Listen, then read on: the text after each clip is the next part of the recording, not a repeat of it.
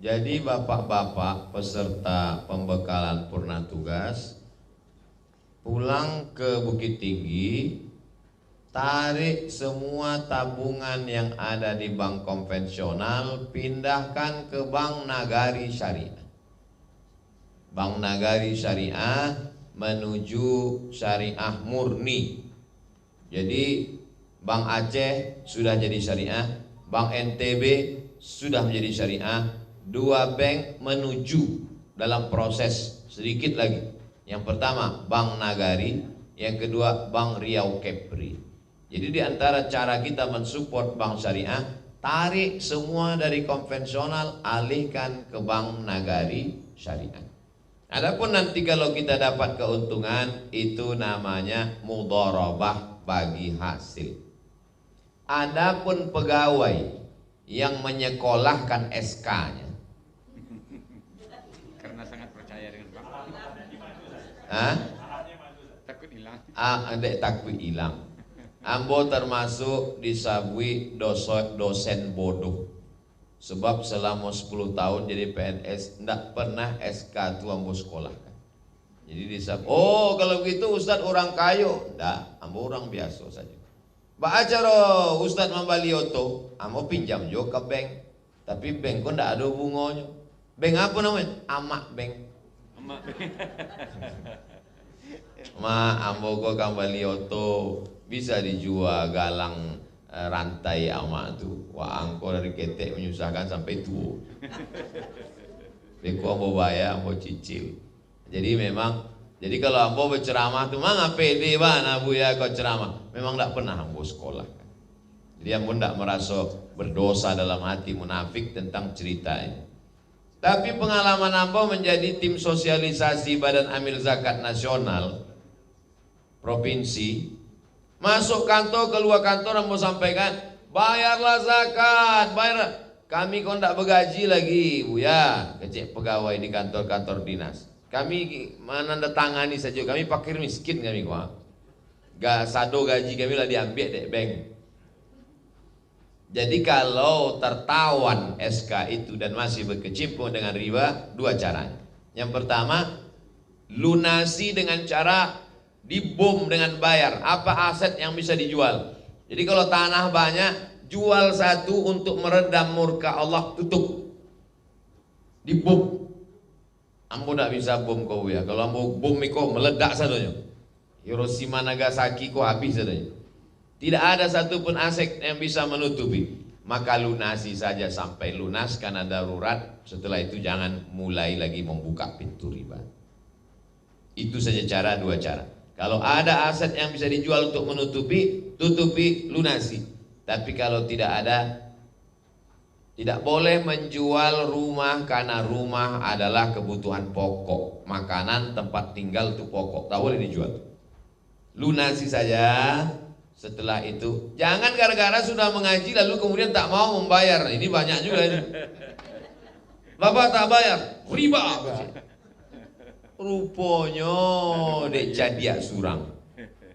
Padahal dia sudah menandatangani. Jadi banyak juga orang melapor ke saya. Ini Pak Ustadz, banyak orang sudah pengajian dia tidak mau bayar. Saya bilang tidak bisa.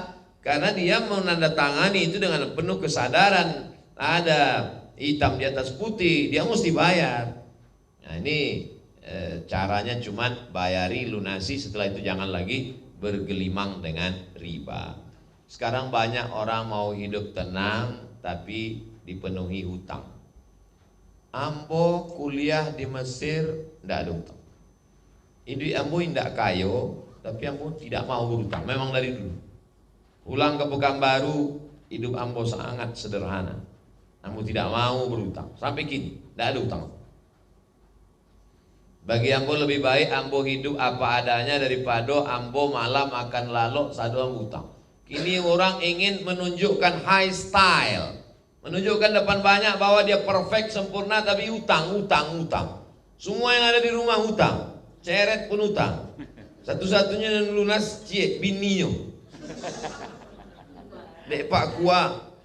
Jadi ambo selalu sampaikan jangan hidup berhutang, karena orang mati menghadap Allah Di antara yang menghalangi roh adalah hutang. Ayat yang paling panjang dalam Al-Quran Al-Baqarah 282, ya ayyuhalladzina amanu, wahai orang beriman, idza tadayantum, kalau kamu menjalin transaksi hutang piutang, bidainin, hutang piutang. Oleh sebab itu, tapi bagi yang sedang berhutang, jangan gara-gara ini besok subuh tidak boleh. Tetap, maka lunasi, setelah itu jangan buka pintu lagi. Ini tentang masalah riba. Tapi kalau ke bank syariah Pak Ustadz, di bank syariah itu akadnya murabahah permodalan, mudharabah bagi hasil jual beli. Jadi boleh, silakan berinteraksi dengan bank syariah. Ibu Efni, bagaimana kami mengevaluasi diri kami? Pertama, tentu tiangnya sholat. Mulailah membeli buku bacaan sholat, pahami. Saya tidak suruh hafal kosakata per kata, tidak. Pahami saja secara umum. Yang baca Allahumma ba'id baini wa baina khatayaya kama ba'adta bainal masyriqi wal maghrib. Yang baca Allahu Akbar kabira inna salati wa nusuki. Pahami secara umum. Karena saya pun sulit untuk menghafal lagi per kata. Beli juz amma terjemahan supaya semakin khusyuk sholat kita kalau kita pahami satu persatu. Sholatnya dulu, kualitas sholat.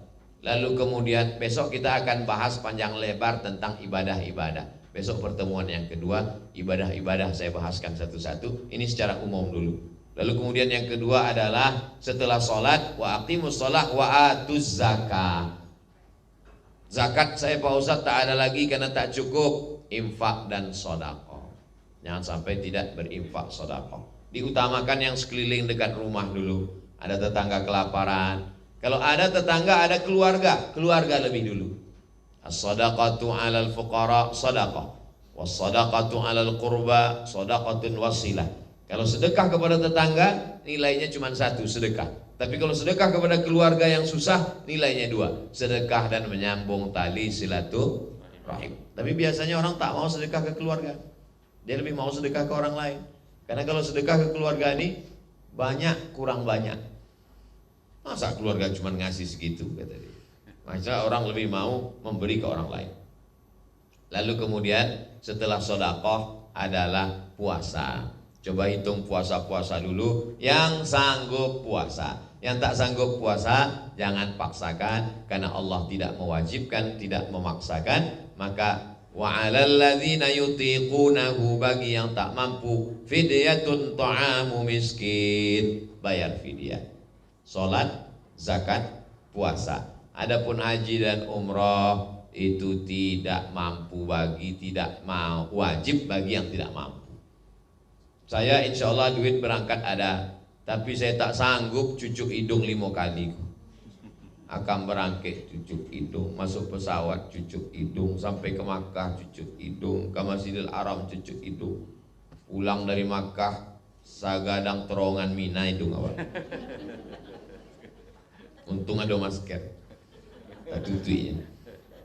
Nah, oleh sebab itu jangan paksakan diri. Jangan paksakan diri untuk haji, untuk umrah, karena itu manis tata'a ilaihi sabila, bagi yang mampu. Itu aja dalam rukun iman: syahadat, salat, zakat, puasa, haji.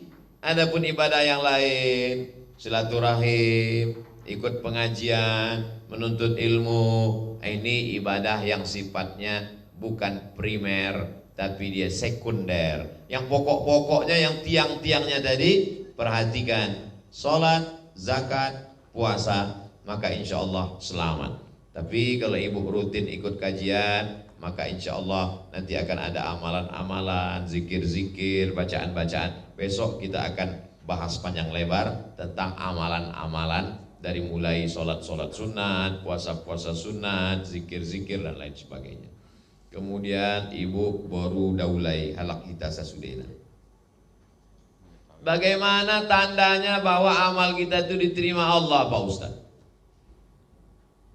Kalau kita baca tafsir Fakhruddin Ar-Razi, namanya tafsir Mafatih Al-Ghaib, namanya tafsir Al-Kabir.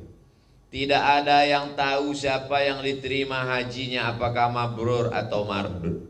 Tak ada yang tahu siapa yang diterima sholatnya, apakah dapat sholat wusta atau tidak. Tak ada yang tahu siapa yang diterima taubat nasuhanya. Tak ada yang tahu siapa yang dapat Lailatul Qadar. Mengapa kita tak tahu? Supaya kita senantiasa berharap dan cemas, jangan-jangan amal kita ini tak diterima Allah. Jadi sampai sekarang belum ada reportnya macam SMS. Sholat Anda sudah diterima. Ada centang birunya. Jadi supaya apa? Senantiasa kita berharap, Rabbana taqabbal minna sholatana wa siyamana wa qiyamana. Terimalah sholat kami, ibadah kami, puasa kami, wa taqasyu'ana wa ta'abudana. Tapi ciri-cirinya ada. Apa itu ciri amal diterima? Ada perubahan. Sebelum sholat pelitnya minta ampun. Setelah ikut hijrah pengajian, alhamdulillah Pak Ustadz, teman saya itu dulu minta ampun pelit. Kalau makan sama dia pas giliran bayar, pura-pura dia mencret Pak Ustadz. Tapi setelah ikut pengajian Ustadz ini saya tengok ada perubahan. Mau dia bayar? Bayar untuk diri dia sendiri mau Pak Ustadz. Jadilah daripada indah. Lawan saya ini pelitnya minta ampun Pak Ustadz. Kalau lewat kotak di depan, sibuklah mencari duit abu-abu yang lusuh. Tapi begitu udah ikut pengajian Ustadz ada perubahan. Dulu 2000 Pak Ustadz, sekarang 2500. Ada perubahan. Dulu sebelum mengaji, sebelum sholat, sebelum puasa sunat, cakapnya kasar Pak Ustadz. Minta ampun, macam kukuran kelapa. Yang paling tajam, lebih tajam daripada pisau, daripada silet kukuran kelapa. Kenapa begitu? Kukuran kelapa tuh sudah habis pun kelapa tuh, tinggal batok kelapa, berputar juga dia. Tak mau tahu dia hati kita udah hancur, redam. Bak kaca jatuh ke batu, dibantainya juga. Sampai akhirnya kita pingsan, berdarah-darah, permisi, baru dia berhenti. Sudah pulang kita ke rumah, di WA-nya juga lagi. Ini tidak ada perubahan. Jadi kita evaluasi diri kita sendiri, makin takut pada Allah, makin khawatir amal tak diterima, makin takut su'ul khatimah, makin takut jangan-jangan nanti mati tak ada membawa amal apa-apa, jangan-jangan kita jauh dari rahmat Allah.